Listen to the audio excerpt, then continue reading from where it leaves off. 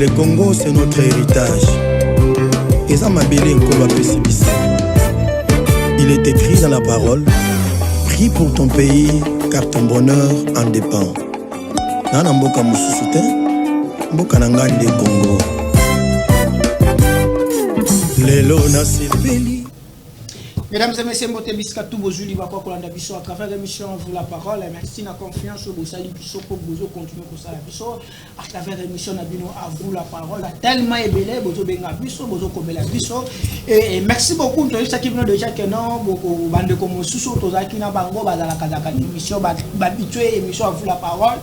Il y a un certain temps, tout ça qui moi pour ça là, ça m'a tout ça qui vient déjà bandal lundi quand tu fous l'époque et n'a pas si madame Gloria Panther hein ou il y a quatre cellules il y a numéro 1 il y a 2 numéro 2 il y a Assemblée nationale hein il y a Sénat pardon n'a pas si on vote Panther noir je crois que bon là dans biso kaka la minute semaine oyo sauf que si nous bien quand même sous début à semaine tous on a Panther noir à travers l'émission parce que à vous la parole les à vous la parole boyo ka ba dossier nyonso pa biso to luka kana samai dossier la samai biso to luki bato esengeli baluka na pesi mbote na pesi ba de comme ça bazar la na biso mbote za plateau spécial et diffusé ça dit 22h kaka surtout si ça 22h30 on lundi biso obi betika na YouTube chaîne yango za wana à vous la parole na sanga mote na zali honoré d'abord tozali na mosali ya nzambe bo mesana déjà kolanda ye parce que to benga kaye pour que azala habitué à vous la parole ba analyse na e belé à bato. Voilà, Dakar déjà, votre vu prophète Eka et prophète Emmanuel Kambale, c'est lui. Hier, tous les gens plateau. Et tous les gens provenant de Konami sont partis. Wazali mwakala mukala ko na terre ino sacré marabudu bambole zalaki mais je connais na zongi awa to bek c'est seulement pour tout sous bambodi ko za ba dossier belé au solo na ye. Na la vraiment na sandu to betele bambodi mais tala kaka. Na za pena joata bongo maître avocat. Et à avocat, tu peux se monter quand même sur le bien été avocat. Ça dit au fond de la parole, bon ça m'anaï. Il y a un avocat, mais ah il y a un ring, il y a un appel à la paix, mais ils ont la parole. Mon sang t'aime, boni papa. Madame Zamba zako batela biso. Esengo ya komona pe komona bandeko na plateau. Pe ya komona kokota lisusu na ndako na ba bandeko nyonso ba libiso. Na tombeli bango bola moma kasi na kombona Yesu. Merci beaucoup. Moi na mboka pati na boni. Merci encore une fois de plus na pesi longonya na ba ikeba so otokaboya na bango plateau na pesi pe moka koswa na mentor na ngai mwana mboka excellence Élysée et beaucoup mwana maposo bisike zomié communément appelé rescapé de débauchage, l'homme honnête, intègre, loyal, fidèle à l'égard de son chef, qui est le président de la République, Félix-Antoine Tshisekedi Tshilombo. La PCP Longonia est à Madame la directrice générale de l'ONAPAC, Office national des produits agricoles du Congo. Elle s'appelle Madame Mimi Monga. Sans oublier Tata Mokonzeko, le Mwanamboka, Félix-Antoine Tshisekedi Tshilombo, Oya Kula la Pongite, Buturo Kola Moya Kulukobele, Tomboa, Peki Meba, Koingi Lokatia Monyele, Moekola Biswa Congo. Merci beaucoup. Je crois que aux honneurs vraiment c'est même pour Nazar madame tant aux autres Mungongo ça m'a poussé mais nous avons maîtrisé kaka pour Mungongo ça m'a poussé pour une boboma par boboma coupe ba union sacrée ou mtoptaza pas carton na éviter mais moi mboka joie ta bongo boni. Oui très bien mon pansango Dieu merci na CP na invitation na yo na pesi pour na ba débatteur to ina ba musika et bayi bingalité nazali joie ta bongo kimbambu moko il y a un communicateur au sein à l'AMO structure, il y a un motocycliste dirigé par le président Youssouf Okenge, que je salue là où il est, et je salue le secrétaire général Christian Kabouya, là où il est, je le salue. Et aussi le président de la République, Félix-Antoine Tshisekedi Tshilombo, Muto Kangisi, Bayo, Kozani Nyoso na démarche na bango machiavélique ou banga basala po ba bebisa accord au la RDC à Azokene conclure dans les États-Unis d'Amérique. Donc Zaka la parole. Donc il dossier à Nicolas Kazadi. Selon yo choix ta Bongo, sortie médiatique à Nicolas Kazadi, analyse de tout ça les années. Est-ce qu'Azan a tort, est-ce qu'Azan a raison et deuxièmement IGF Jules Ningeti Azalika va remplacer seulement yo lecture dans les années. Décodier, je vous ai toujours dit que moi je ne défends pas les frontières bon? Je vous ai dit que Nicolas Kazadi, dans tout ce qu'il a fait, m'a amené à Balampadé, jusque-là. Non, je suis en train de... À lamenter par rapport à l'entourage du chef de l'État, à lamenter par rapport à mon projet, il faut réfléchir après. Je ne l'ai jamais défendu. Et aujourd'hui, bateau défendaille côté dans Samba parce que ils ont compris que Babandé qu'on défendre quelqu'un qui ne valait pas.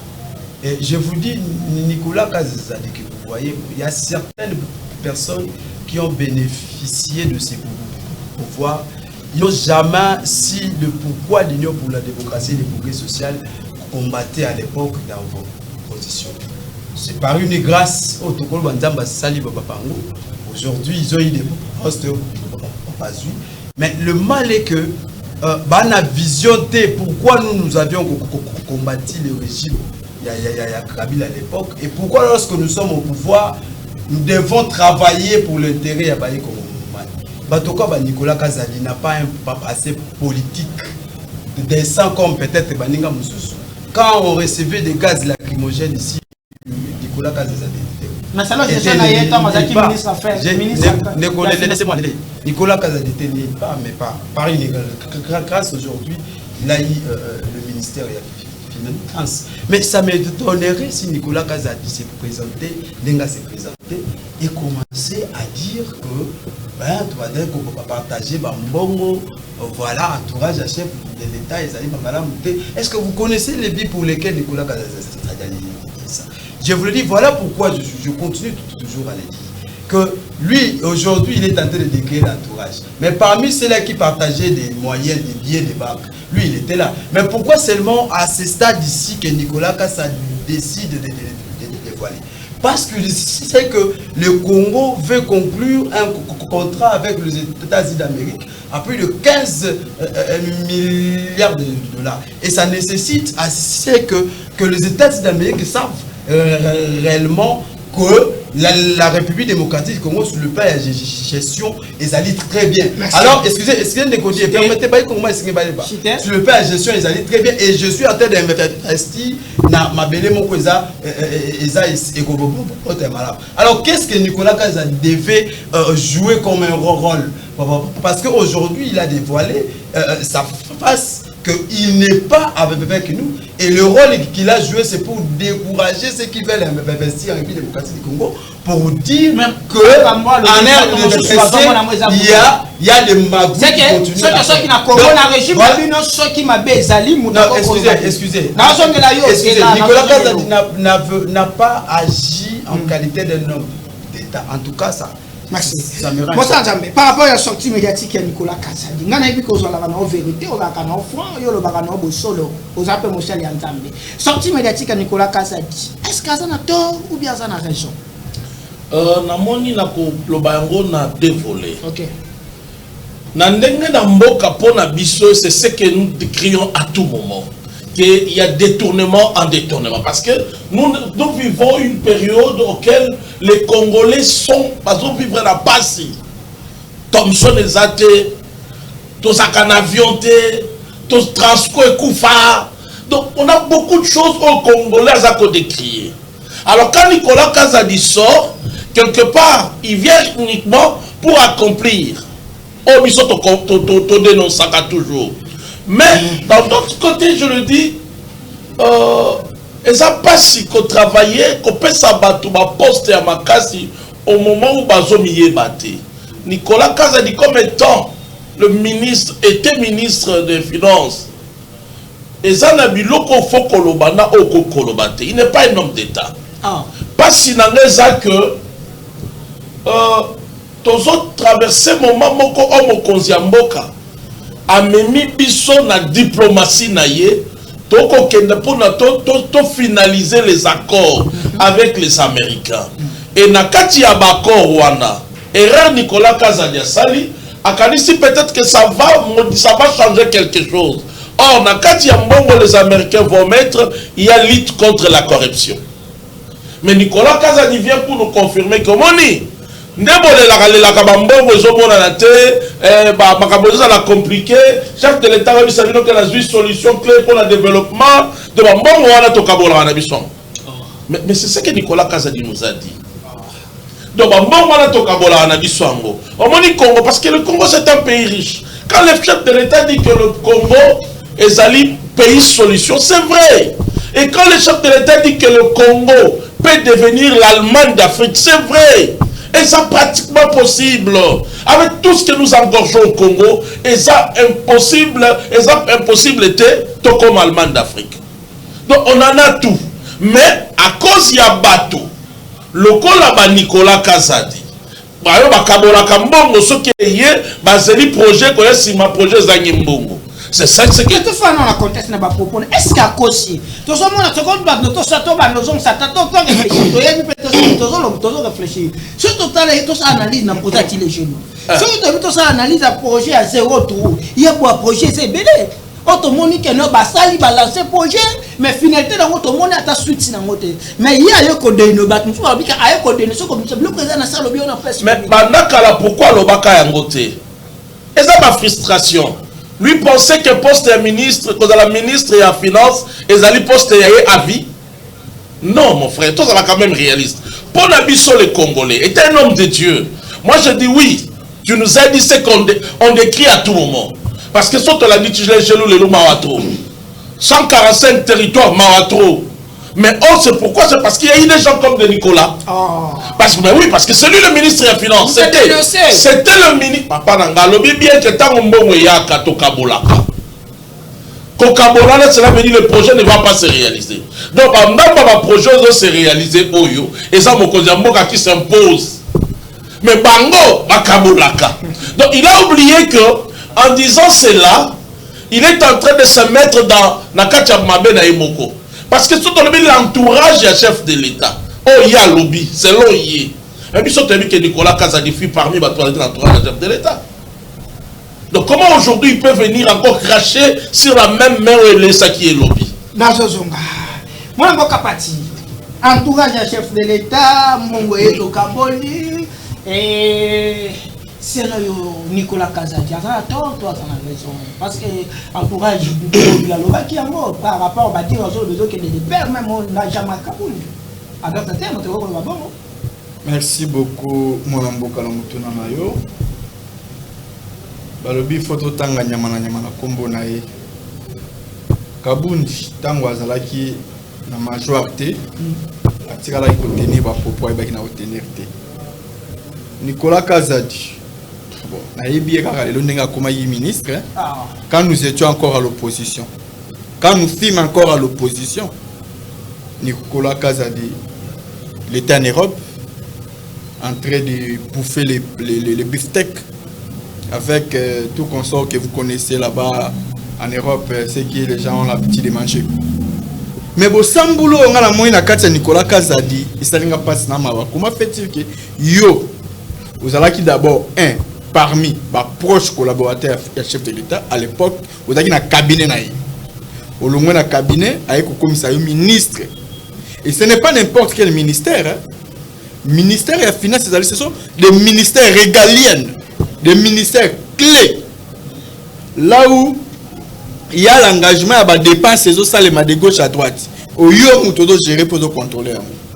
Mais comment fait-il que les loyaux, nous sommes du fait que balongolio, vous êtes sous un contrôle, est-ce que ça va deal ou bien signer un contrat ou bien encore mon chef de l'État que travailler comme moi quoi collaborateur on a différents postes européens si on aussi ça va mandat mais ça aussi mais non c'est Makambo à lobby non Makambo est non Nicolas t'es tout long la personne Nicolas donc tu as ce que ma parole ma propos ya lobby attends toi non Makambo le besoin engager kaka emoko t'es maintenant le besoin engager et là quoi engager et tant qu'analyste politique d'abord na casque na état qui coordonnateur ba communicateur ya union secrète maintenant analyste politique na moni depuis moi na mboka Félix Antoine Tshisekedi a fandi na pouvoir oyo kino moi lelo il y a quand même des avancées très significatives dans le secteur nyonso mais si t'attendais mais non na rotangela yo na secteur éducation au moni gratuité enseignement latin soto et loko etikala ko sala maté Et c'est encouragé et à féliciter. Laisse-moi parler d'abord. Gratuité enseignement. Grève ezali eloko moko te oyo kotia on a mutu à chef de l'État. Ezali droit moko réel normal c'est partout dans le monde. Ce n'est pas seulement chez nous ici. Mais quand bien même c'est là, il y a des avancées très significatives parce que ils sont payés et les lots nouvelle unité non payé bele ba komi ko zombon nouvelle unité les lots ba komi ko toucher.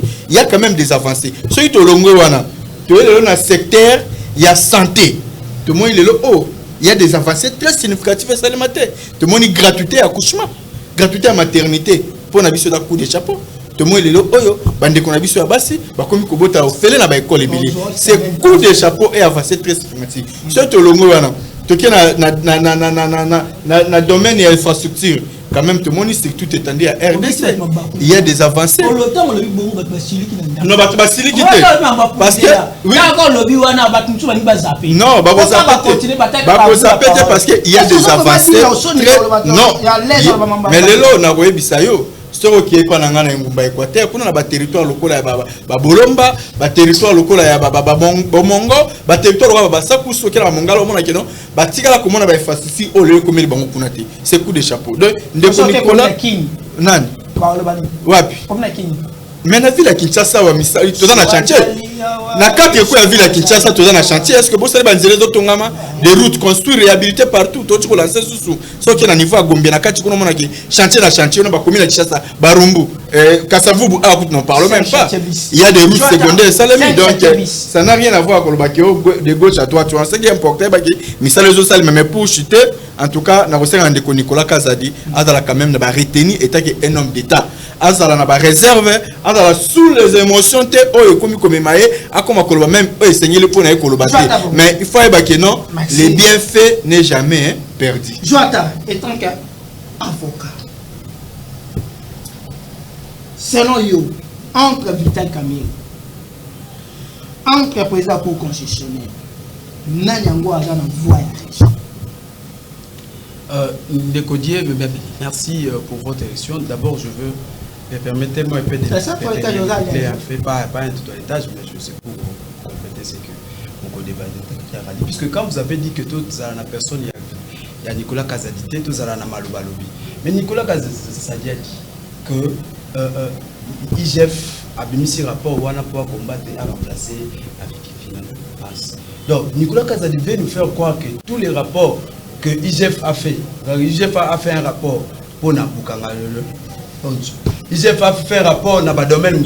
Donc, IGF voulait les remplacer, Batonio Soya, c'est ça qui va rapport. Donc, vous voyez que.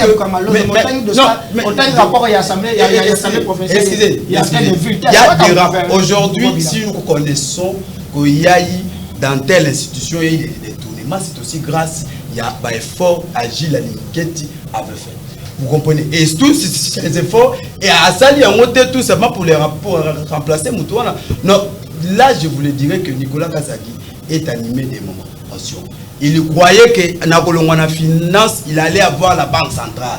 Et enfin, il se rend compte que même la banque centrale, où il y a des rêvé, moi, nous avons le sujet et colère, et grâce pour nous, parce qu'il a dévoilé sa position politique au Azali, Nabiso et l'humanité.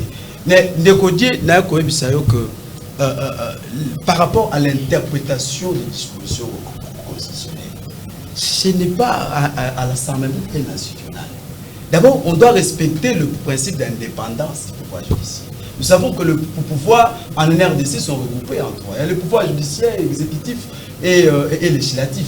Et tous ces pouvoirs sont gérés par le principe d'indépendance. C'est-à-dire, aucun pouvoir ne peut s'immiscer dans les affaires de l'autre. C'est ça le principe d'indépendance. Alors, en matière d'interprétation des dispositions constitutionnelles, ça ne relève pas au pouvoir, au pouvoir législatif d'interpréter. Puisque j'ai suivi Caméré, recadrer le président de la Cour constitutionnelle, suivi des dispositions constitutionnelles, ça me fait très mal. Même s'il s'avérait que dans la procédure que la Cour constitutionnelle a entamée, en ce qui concerne le dossier des Matata, que moi je ne peux pas entrer détails. Même s'il s'avère que cette procédure est biaisée. Mais ce n'est pas là au pouvoir législatif de recadrer le pouvoir judiciaire sur le fond. Mais je vous dis, même lorsqu'on dit que le ministre de la Justice a le pouvoir d'injonction sur les procureurs généraux pour la Cour constitutionnelle. Mais si cette injonction, ce n'est pas dans le cadre de la manière dont la procédure doit être évoluée, non. Il nous donne l'injonction pour qu'on ouvre une action. Dès qu'on ouvre une action, le ministre n'a plus le droit de s'immiscer sur la manière dont la procédure est évoluée. Donc c'est de là même la séparation de vos pouvoirs. Et ça me fait très mal. Bon, même si le président de la Cour constitutionnelle est dans une mauvaise... Excusez, même si le président de la Cour constitutionnelle est dans une mauvaise voie, mais ce n'est pas au pouvoir législatif de les... On doit respecter les principes de l'indépendance. Je voulais dire que la justice est indépendante. La justice fait tout ce qu'il fait, mais la justice, il y a quand même de principes qu'il faut respecter. Merci. Et que si cela ne peut pas respecter, que les partis peuvent soulever les exceptions selon le lenge na bango pour pas tirer mutu na bango na ndenge zaka. Mais pour pas la kolobaye les pouvoirs législatifs à recadrer les pouvoirs judiciaires et surtout en ce qui concerne l'interprétation de la Constitution, des dispositions constitutionnelles, là je vois. Moussa Diafé, par rapport au dossier ya Matata pour devant la juge à l'obi, c'est parce que d'abord que union sacrée, il y a moi là tout les jours et azala ba immunité après se référer na audio na discours na message quand même ndinga lobi ka ko candidat pour représenter devant la juge. Est-ce que ça a raison ou bien ça a tort? Côté montant, côté Vital Caméra comme le président, côté président comme nous ce que nous devons savoir et ça trois institutions de Gefandi on a pouvoir législatif de mettre au Tukoloba Petozana Oezali na bazana cour constitutionnelle. Tant que cour constitutionnelle yenda za habile ya ko interpréter. Parlement peut faire une loi parce que bazaba législateur. Mais l'interprète nango bon konji nango etali pour na za cour constitutionnelle.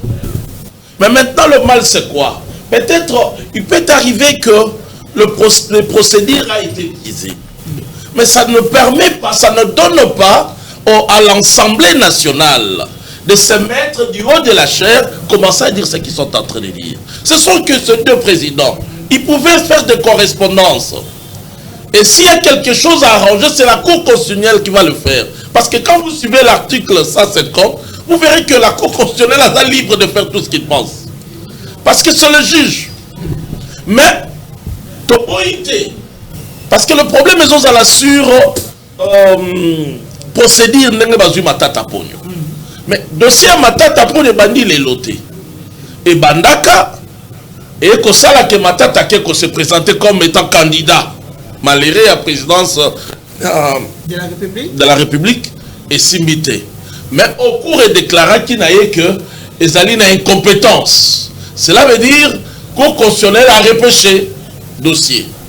Toyebi yango que pour atteindre ko simba na moto oyo azui mandat parce que ba immunité zalaka moto nyonso azui mandat il profite du bénéfice de ba immunité et pour l'atteindre il faut que senga balongola ba immunité na ye.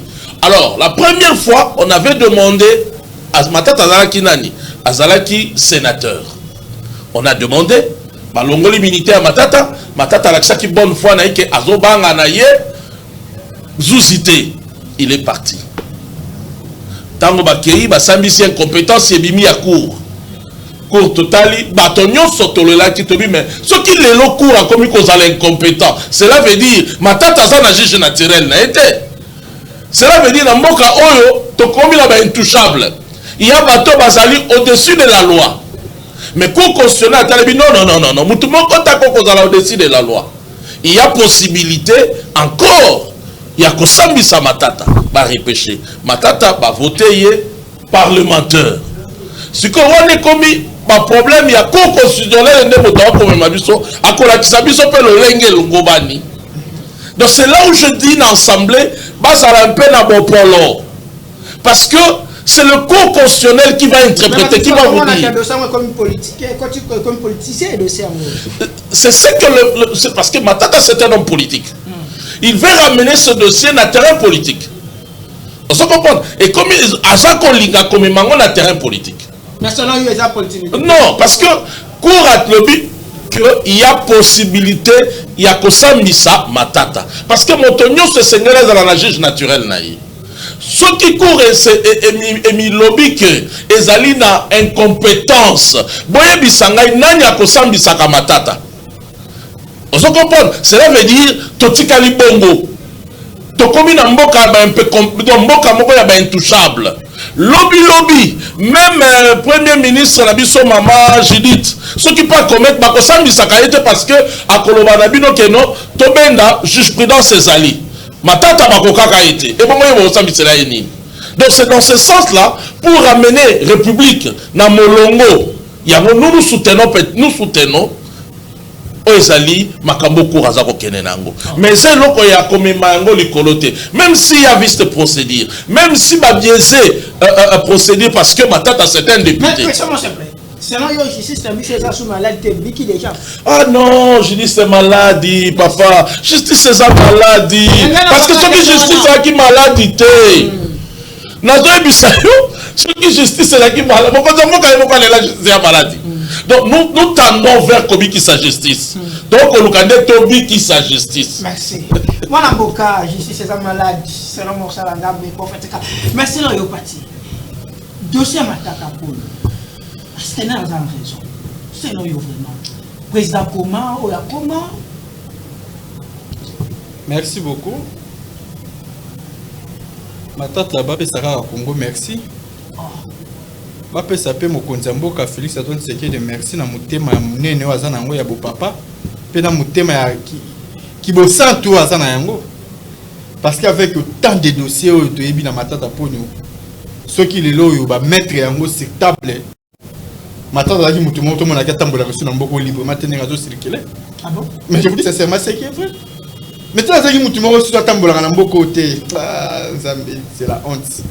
C'est la honte. Ndeko Kamere atika koluka crise za koluka akotisa entre institution parlement na ba institution mosusu parce que ezali une façon ya koyeba na ko accréditer démarche ya basango. Ah bon? Mais je vous dis comment? Mais non. Allez-y comprendre musala nini basango baza ko sala ka kotambola ka de gauche à droite. Ndeko Vital Kamere na sima makambo wana. Mais je vous dis au laisse tomber, président le Bénin. La majorité des politiciens sont des hypocrites. La plupart sont des hypocrites. Vous pensez que le chef de l'État n'est pas un ébélé? Le chef de l'État, c'est le pouvoir, le chef de l'État, se réjouir, se retrouver, se bénéficier. Mais lui-même, en soi, il était. Et bien, le chef de l'État, le ministre, Azal Okula Soukali. Et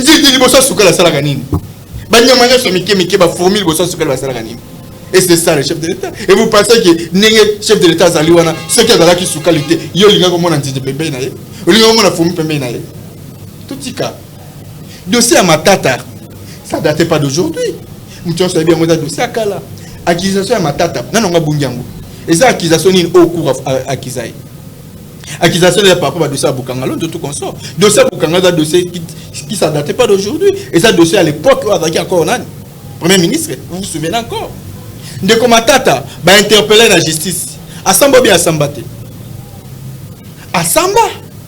Mais jusqu'à ce que à un moment donné le sous bah il kobengae à ce point à s'annoncer que non bah tourner bah faut maladie. Après maladie simanango te yoka oh non le coup avec un président quand on est côté à l'homme de Dieu na mon comme ici boso banga qui n'a pas battre record na robima président de la République ya ngo niveau tu fais candidature na ngai tout comme ça cour atala bia oh bah échappatoire to pesa chance batiki l'état a qui ne poster comme candidat président de la République a postulé batiki le peta à poursuivre le processus sur Singapour ko poursuivre jusqu'à ce que a qui ne peut robima président de la République mais na si manango nani a bongi que dossier ça là qui déjà niveau constitutionnel Est-ce que c'est le moment où les sous au la cour constitutionnelle qui est balongola immunité de Kokamere aussi longtemps que déjà d'abord qui est habilité à lever immunité? Il y a mon amboka Vital Kam et Matata Pony. Ce n'est pas le parquet. Le parquet qui est habilité à lever l'immunité parce que il y a azawana uniquement pour na koluka bisika ba mbeba batami pour aluka esika ba mbebe batami pour aluka esika ba infraction ezali akosenga nini ba lever immunité azawa sasa kosenga immunité ya président de la République ya premier ministre ya assemblée ya député ya sénateur tout consort pour na koluka ba élément asenga ba lever après devoir kolongola ye immunité aye kotia na maboko ya nani ya juge instructeur na ye ezala kinini cour juge cour constitutionnel et tant aussi comme na boko ya juge instruction ya instructionnel na ye o ya atali juridiction o elongo bani pour na ye ko samba tant akomi kuna est-ce que à ce moment-là soba kosenga ba lever immunité ba kosenga soba lever immunité te na mboka akoleka kaka directement na ko samba ce qui mbebe ezali ba ki na ko pesa etumbu yenge bena mbeba na Vital Kamerhe a figuré parmi les 5 meilleurs présidents de l'Assemblée nationale. ngai pona ngai ko yebisa makambo ya Vital Kamerhe za ko figurer parmi ba maire wana na bien ngote pona ngai na tikala pe ko mona yango te pona ngai pe depuis hier wana za ko mona musala moko za ko sala te la majorité ya ba politiciens congolais na ebisi awa ils sont là que pour leurs intérêts personnels. Ne pensez pas que balingaka Congo baza na problème très sérieux balingi Congo te balingi pe biso ba congolais te mais balingi kaka richesse ya Congo balingi kaka mbongo solo ya Congo o baza ko soma na mapangu 100 200 ba ko bala basi 100 200 300 ba ko ndeko sala nyoso libana mboka. Merci beaucoup. Oui, pourquoi c'est que merci beaucoup na ministre intérieur Jacquemin Chabani dossier engagé Dieu merci va suspendre. Merci beaucoup les sous l'émission tout ça na YouTube depuis lobby et ça dit déjà 15 cas.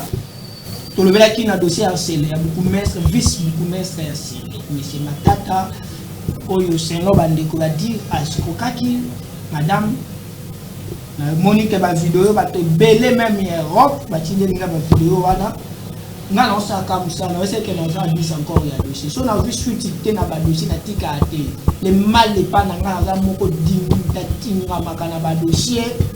C'est ça force à vous la parole. Bon ti quand le monde a maté na salle mission la bengi madame na bengi beaucoup maître na bengi na yo c'était nga no servi mboka nzambo ya tata na nga poto le polo muto ba binde to servi mboka bilenga sala abiso bato bo sala ka be mission ba ye boye ba be chaîne musu na ba journaliste be mission vous avez la parole na tikala constant na philosophie nga. Merci beaucoup na décision pour pour na dire merci en Galema et je crois que lundi na okita na Galema na zo le la population na okita pe na sele parce que tous autres appels sont favorables à choses pour monsieur. Moi, je suis dossier à Matata parce que Matata, c'est le lot. Tant que nous avons une crise, ils ont se passé. Ils ont comme nous avons tout le monde dans le je sais c'est la maladie.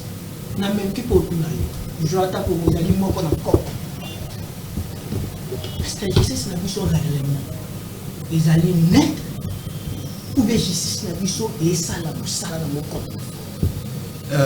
La justice, le principe est qu'il faut Azala toujours au milieu du village, dans le sens que il y a pour trouver une solution au niveau de parti pour présenter et vous comprenez, mais si nous faisons une étude comparative par rapport à la justice que nous avons connue à l'époque du régime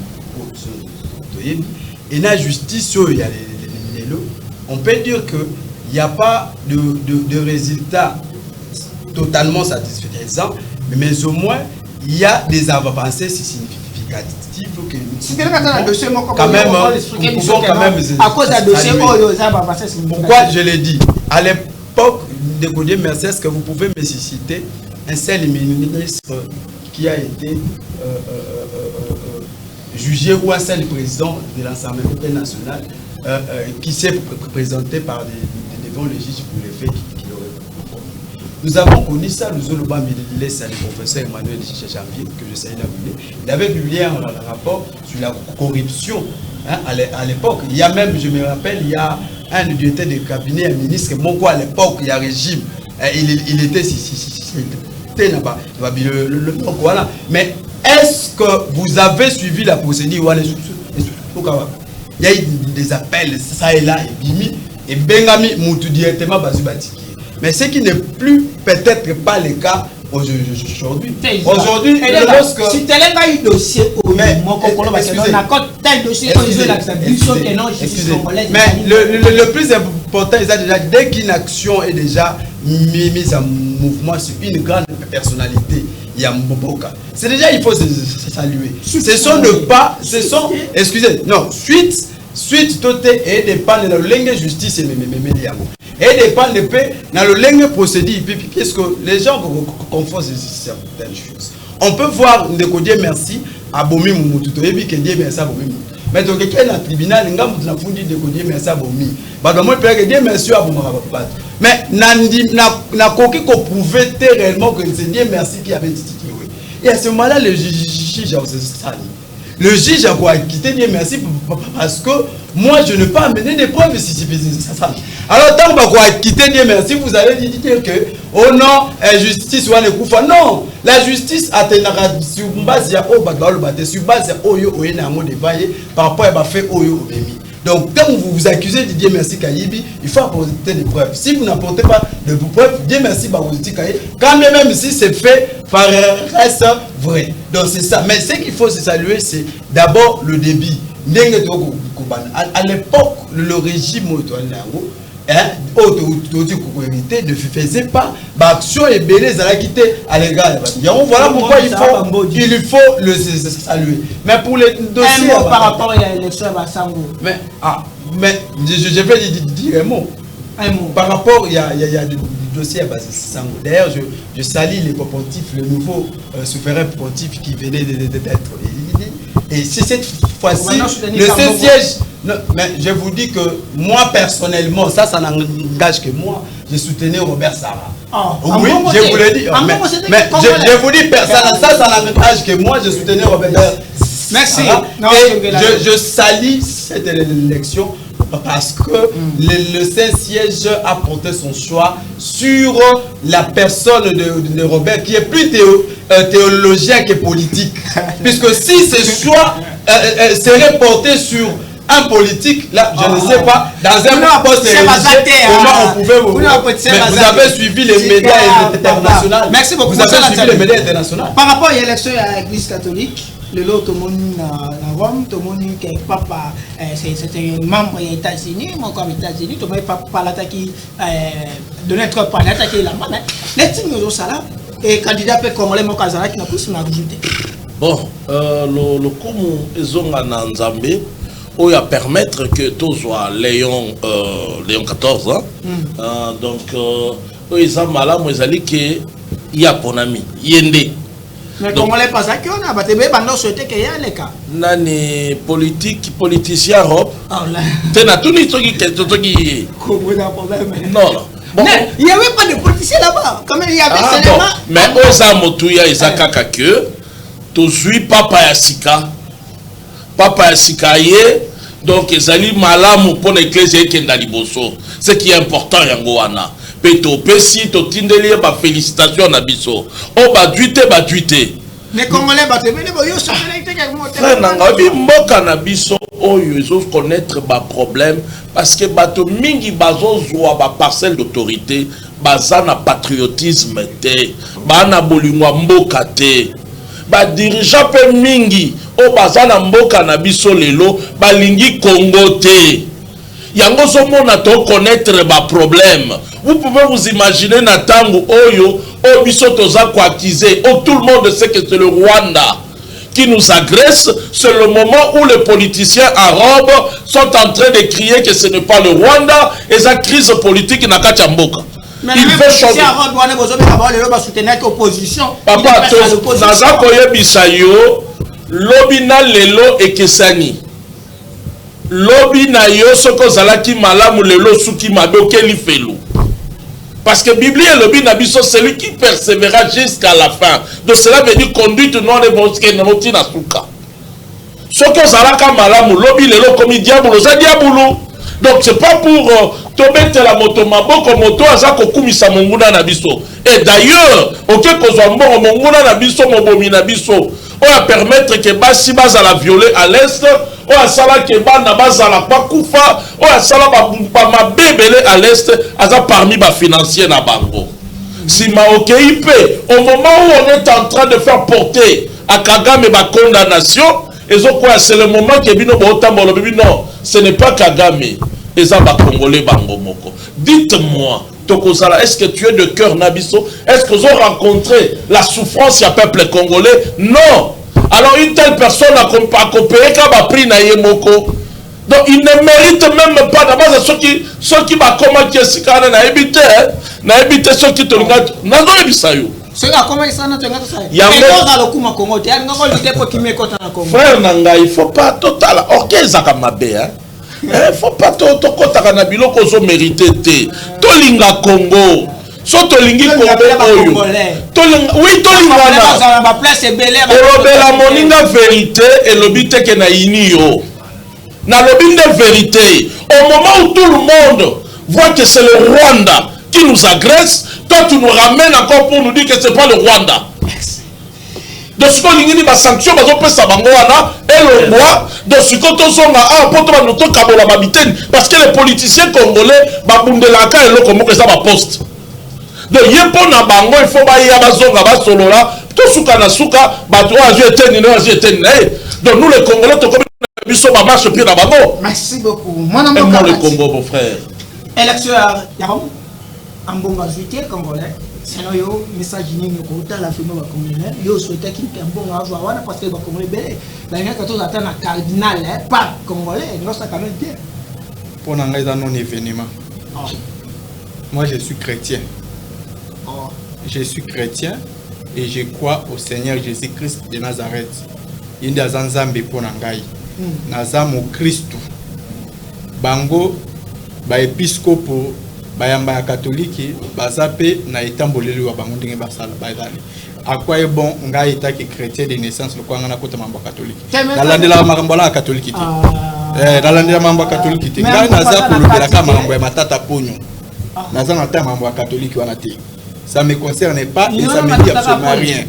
Moi nga ni nazali awa laissez-moi parler de la République RDC, je suis congolais. Ça me concerne wana ezali ba organisation na bango. Mais tu n'as pas compris, ça me dit absolument rien.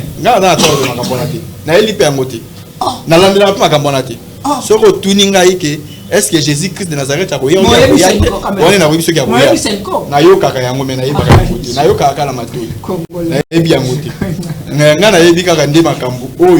politique. Na état chrétien Jésus-Christ de Nazareth on a bien l'ensemble c'est tout mais catholique c'est catholique makamba catholique na la na yebi qu'il y a une église qui existe dans ce monde qui s'appelle catholique mais na yebi na yebi ba pama na été oui na yebi ba pama na été mais l'opposition vous avez qui na bango d'intérêt on va kunja le mec qui voté 50 pour voter 50 mais na yebi ceux qui na yebi ba pama na bango té bon l'opposition à l'époque tant que nous étions encore à l'opposition tout monaka bato balata ko lata ba soutane bato ya kubima ko tambola pour accompagner des marches oyo opposition vraie opposition opposition oyo il y a non violence non il y a pas l'opposition il y a pas l'opposition quand le tient ce qui de mulumba mulumba pe mana kimia alobaka yango que IDPS au pouvoir il y aura plus l'opposition et c'est réellement vrai dans mon yango lelo les vies en question makambaza pour ça c'est comme s'il y a un problème mental un problème très sérieux dans la savane. Il dit un mot et son contraire. Makamba le bagizan a nzela te nyonso ya salaka. Naza ko yebate ceux qui a dalaka na ba conseiller ou pas. Il y a boya qui dialogue. Il y a boya qui ba initiative mokonja mboka zo qui a lelo milibanda mboka ko senga dialogue. Quel genre de dialogue? Mais non, c'est la honte on est obligé na Iblis Kabila. C'est regrettable. Naza déci. Naza congolais. Naza déci. Moi de la fin. Moi de la fin. Oui, moi de la fin na ngana ko lubaka kana o Italie ndeko Kabila. Kabila Congo pesa qui est nyonso. Kabila Congo commission ndenge le loi ba na monde entier. Kabila yaka na ba bots. Kabila yeba katande balata ka chemise te, ayeba katande balata ka veste te. Lelo Congo l'accès balata ka cravate, de balata ka costume, balata ka chemise. Pende balata ka chaussure. Pe lelo Congo estali ki ba ayeba na monde entier, mais à décevoir biso ba congolais à tel point que Kabila a se comploter les sous contre Mboka Oyo. Il a dirigé qui plus de 20 ans.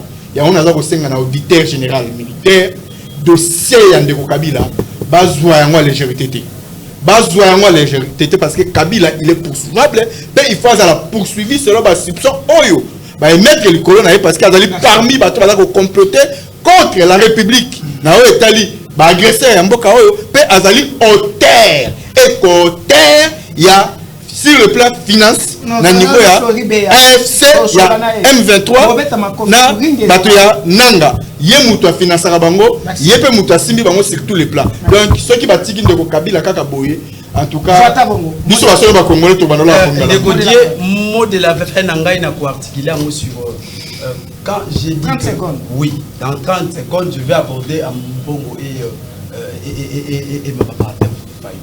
Lorsque les médias internationaux soulevé le lobby qu'il est plus politique qu'idéologien, moi personnellement, quand je l'ai analysé, je me suis rendu compte qu'effectivement, ils ont raison.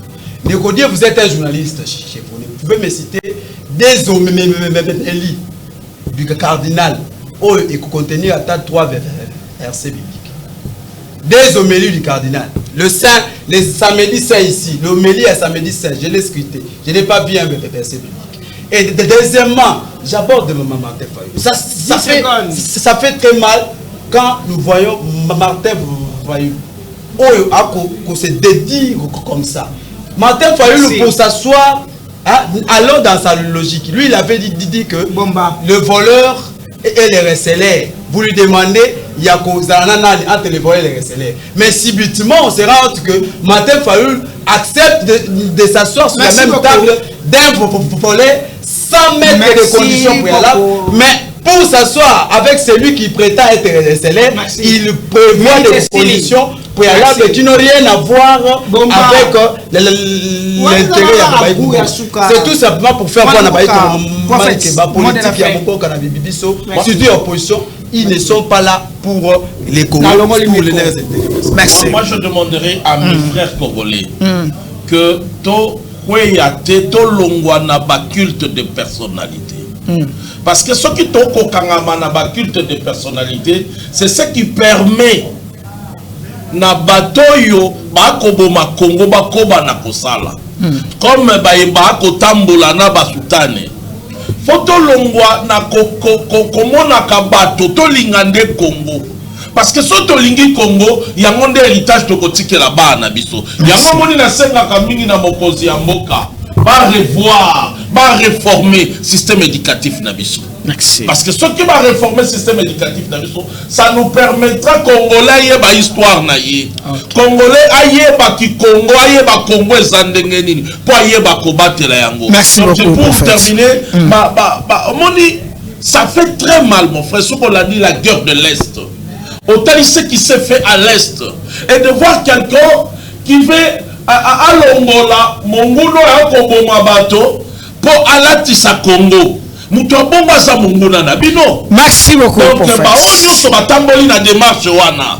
Lelo nanga to limbisi nanga ça fait tout juste Fayulu ko limbisa nanga donc ça vous Fayulu est content lobby kaza congolais merci beaucoup Fayulu lobby kaza congolais vous avez que maintenant Olanda biso rediffusion lelo 22h30 ça veut dire que 22h30 s'abonner même la chaîne biso à vous la parole TV au Kolanda ba émission nyonso merci beaucoup l'équipe technique Mobimba pour la semaine où tu congé lelo rendez-vous sur lundi semaine wana to fungula sur liboke so pour participer à l'émission même numéro ça no bengi biso ko participer ko le so batela bino abatela biso to kutani lundi na même chaîne merci tayemba pona mboka nanga navanda ki mwa tango ya méditation